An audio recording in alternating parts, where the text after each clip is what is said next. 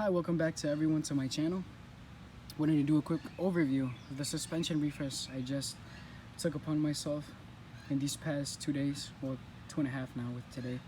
But as you can see, for my car, we're talking about my E39, as we mentioned before, the 528i. We changed the inner and outer tie rods, the tension strut or upper control arm. I don't know, it has many names, I guess. We changed those. These are actually original factory ones. They had never been replaced. If you look at the number, it says 98 right there. Same with these. I don't think you can actually see the number, but given how worn they are and everything, I'm pretty sure they've never been changed. And they are Lemforder, so yeah, whatever. I also changed the lower control arms. These had been changed before, as you can see. Wow, that is quite brutal. These have been changed before. These are not original. These are from Taiwan.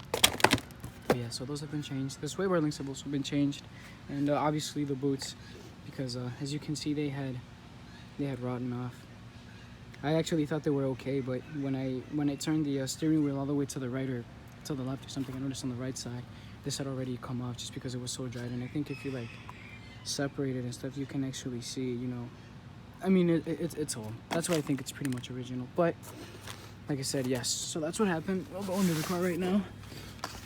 As you can see, these are all the new parts installed. This is a part from Rock Auto. I don't know what brand it is, it doesn't specify. I got it from my uncle. He gave it to me. He had bought it for this car because it was his a long time ago. He had bought them for this car thinking that those were the things that it needed. Pretty sure it needed it, but who knows. The thing is, realistically, they needed the lower control arms. So they bought these. They had already bought these, so they just kind of kept them. They never returned them. So he gave them to me, you know, because now I have it. So he just figured, you know, why keep them if I don't need them anymore and I can't return them. So he gave these to me. So these are from Rock Auto. These are Lemforder. As you can see right now, like, they have no play. And when I went under the car and I did this, like, they would just move, just, you know, they just had a lot of play.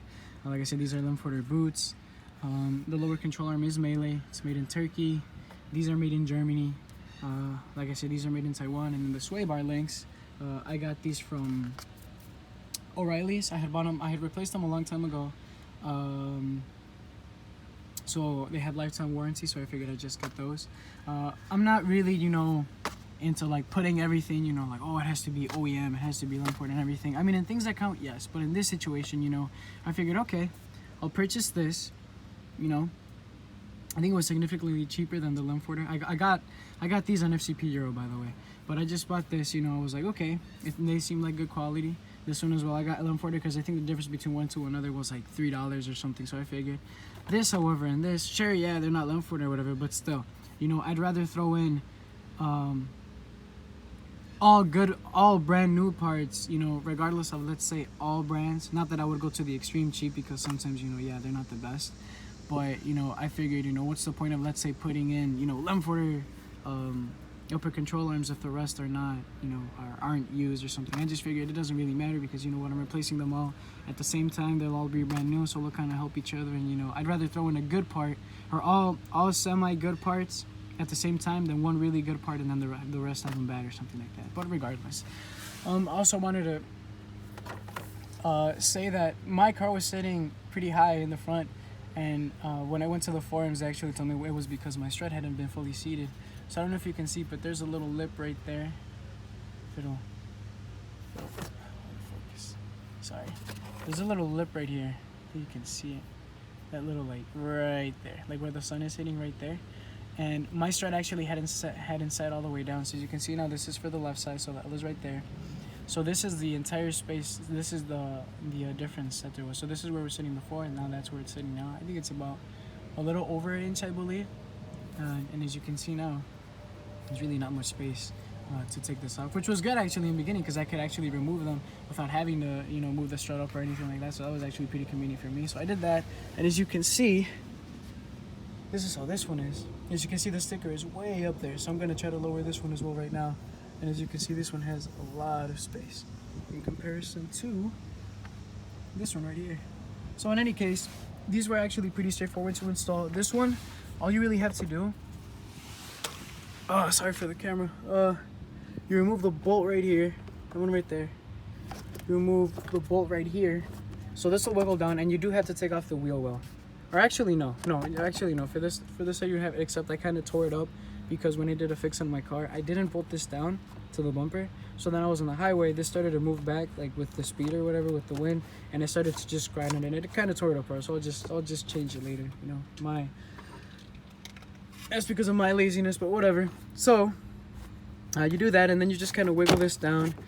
Basically what I did, I just kind of wiggled it like behind this, and then I would just kind of play around with this so that I could actually get, you know, my breaker bar under here so that I could break this loose. And then this one you have to use a wrench because, you know, since it hits on the middle right here, there really is no space for anything else. So that's what I did on this side. For this, you need a 32 millimeter. Pretty simple. These are 18s, by the way. For this, you need a 32 millimeter to get this off. It's pretty easy. You can either just unbolt it from the ball joint first, which I believe is like a 5/8 or 16 millimeter or something like that. So you can either unbolt this first and then just roll this out, or you could take this out first and you just kind of wiggle it around. Although it's probably easier if you take this off first. It'll just give you more room to move it around. Like I said, sorry for the camera. This was pretty low and I'm kind of figuring things out. The brand new nuts for this one are like 22. For this as well, it is 22. I think these were 15s, and then I think you have to use like a 5/8 or something, or 3/8. I can't remember, but basically you just like tug it in right there, and it has like a little shaft thing or whatever that you grab so that you can actually tighten this down. So that's what I did. This is, I believe, like a 5/8 or something like that. Again, I think it's like a 16. It's like a 17. It's like I think it's a 16 actually. So yeah, I used whatever, you know, like a 5/8 or whatever the equivalent is in standard. And then this one's 18 millimeters. So I did that. Again, pretty straightforward.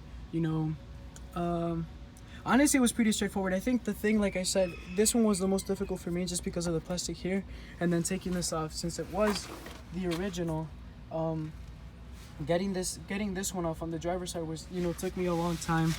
I used a ball joint removal tool right here. Basically, you install this on the boot side and then this on the actual thread side, and you put the nut on it so that, you know, it doesn't like slide off or anything like that. So then you put it on and then you tighten it to the point where it pops it off. So I did that on both sides, but on this side, on the passenger side, I actually did it, but like I said, with the other one, the one that was bent, I'll show you right now. I don't know if it's because I didn't put it on correctly or whatnot, but it basically not only bent the threads on the actual arm, the one I removed, obviously, not this one, but not only did it bend the thread, like it, you know, instead of it being straight, it kind of like bent it a little bit because of the force. But there is like a metal sleeve that's pressed onto here. It also actually took that off, so then I actually had the whole entire, you know, arm off with the sleeve on it and then the knot on it. So then I had to struggle, you know, to try to get the knot off and get the sleeve off and then press it back in. I basically just put it in, cleaned up the little bore right here, and then I just put a little bit of WD-40 and then just slightly tapped it with a hammer, just, you know, all around until finally pressed back in. But I just figured, wow, that might have been, you know, just, again, it's the original part, you know, so it's been there for a long time. That's really the most difficult part. Apart from that, like I said, this is a part that I replaced. So I guess it helped, you know, it makes it a little, it's more flexible or whatever, maybe. I mean, the other part is original on this side, didn't break, so that's good. But yeah, that's pretty much how it was, and that was the toughest part, just putting it on. Then after what I did, I think I torqued, I believe these, I think to around like 60 foot-pounds, I believe, something like that, 65, 64. This one for the tie rod, I believe I torqued it down to around maybe like 60? No. 50, I believe. I can't really remember. I'll put a link into the description about of a guy that actually put down all the torque values and everything. He was really helpful, so I'll put that down here. But then for these, I torqued it down to about, I think, 80 foot-pounds. But I did it, like he said on his page, he said to do it when the car was on its way to, like, on the tires and everything, and then with some luggage and people and like a full gas tank and everything. So that's what I did. I had, you know, my cousins and my aunt said 2 in the front, 1 in the rear back, one in the back seat in the middle, and then I had basically all the suspension parts. I had all the suspension parts in the trunk, so I figured that could be like luggage. And I have half full gas tank, but I figured it's not really probably that important or whatever. So yeah, and then I tightened it down, and after that, yeah, so that's pretty much done. All I had to do is reassemble it, you know, put the little plastic covers on here, put the plastic cover all over, bolt the wheel well back on and everything, and then just tighten up my wheels because they're just, you know, they're loosely on there. But that's really about it. I also wanted to make a quick note before I leave you guys. I'm sorry for the quality. This will focus, but I also replaced the cam sensor, the crankshaft sensor, I'm sorry. And as you can see, this one, you can't really see the date, or it doesn't really have a date, but it is the original one, BMW Simons. And the one that I got it from FCP Euro again. I got the O-ring and the sensor from FCP Euro, and I also got the bolt for it. The one I got was actually original, and the only reason I say it is because this part where it says, you know, where it says BMW, the one on mine is actually grinded off. So like this part was grinded off. I think this part right here where it says Simons was grinded off or something like that. I had like 2 parts that were grinded off. So, and I've seen in the description that sometimes they do that so that they can sell basically a original part, you know, for half the price, you know, because it's the OEM manufacturer. They just stamp the BMW logo on it. So they grind it off and then they can sell it as a non-genuine part, even though it realistically is, you know. So I did that. Now a lot of people say you can go under and do it. I actually tried it. I didn't like it. The problem is that the sensor sits like this. So then when you try to put the 5mm Allen key in here, I didn't have like the long ones, the ones that are just like the Allen key that go straight. I had like little adapters and stuff. So when I try to put it in there, there's like a part of the transmission that kind of sits like right, you know, it's like offset to the bolt hole. So it kind of makes the Allen key kind of like go in at an angle. So then I was kind of afraid that I would strip it, and then you're kind of shooting in the dark because you can't really see there. I know people have done it by feel. So if you have like a straight Allen head that's 5mm, you could probably do it. But mine were a little bulkier, so I guess maybe that's why it didn't work. So the thing is, what I did is I went up here. Basically what I did is I took off the airbox, and I know this is a lot more laborly intensive, but I just figured I'm gonna do that rather than, you know, do something where it could be worse, because then if I strip the bolt, then I'm gonna have a harder time. So I just I loosened up this thing right here, the whatever you call it, but this fastener right here. I took this off. I loosened this one right here for the boot, and then this bolt right here, this 10mm. So basically I took off the entire airbox with the master flow sensor. I took off the boot, and then I had to take off the throttle body right here. You just basically gonna bolt this one right here. I think it's also like a 5mm or something, and then this one right here. So then all this comes off, and you know, probably just disconnect this or something, just kind of like to play it safe, put it to the side. And then once you get all that out, I also took this off, the entire cabin air filter assembly, and this as well. So then once you get it off, you have a clear shot all the way down there where, you know, again, it's not the easiest, but you can actually see it, and if you have a flashlight and everything, you can actually see it rather clearly. So then what I did is I just got my my ratchet, a little extension, and I was able to, you know, get it without a problem. It's a little hard to, you know, turn it, but once it starts to go, you know, it only gets easier. And then after that, I just installed the new one. I used a new screw. Again, I got it from FCP Euro. It has a little thread locker on it. It makes it a little bit difficult once you're actually trying to screw it in, because it has a thread locker, you know. But once you get it in, it's nice and snug. Then you just connect it, and that's really about it. I know on FCP Euro there was also mention of you might need like an adapter lead or something like that. I don't know if mine came with that or if somebody put it in or whatever, but it's like an adapter lead that connects to the vanos. I'm not sure if it connects to the fuel rail, and then it connects to like something over here, and then it connects to the crankshaft sensor. I think it's like 4 different connections in conjunction. Mine already had it. It wasn't really a problem or anything like that, so that was good. I don't know if people still need those. I have no idea, but yeah. So that was it for me, really. But yeah, I would probably recommend it, just doing it on the top. Yeah, it's a little bit more labor intensive, but at the end of the day, I think it's just better. You have less of a risk of, you know, stripping the bolt or anything like that, especially if it's never been changed. Because from the looks of it, everything, for the most part, all the parts that I pulled from this car are pretty much original. So yeah, I didn't want to risk it. And then just before I leave you guys, this is pretty much my setup.